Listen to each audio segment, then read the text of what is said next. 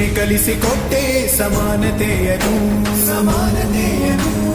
ಏಕತೆಯನು ರಾಷ್ಟ್ರ ಸಂವಿಧಾನಕ್ಕೆ ನೀನೆ ಶಿಲ್ಪಿಯು ನೀನೆ ಕಲಿಸಿಕೊಟ್ಟೆ ಸಮಾನತೆಯನು ನಿನ್ನ ಲೇಖನಿಯ ಬರಹ ದೇಶ ಖರ್ಚನೆ ಒಂದು ಮಾತು ಕೂಡ ಭೀಮ ಗರ್ಜನೆ ನಾಯಕ ನೀನು ಭೀಮರ ಮಹಾನಾಯಕ ನೀನು ಭೀಮರ ನಾಯಕ ನೀನು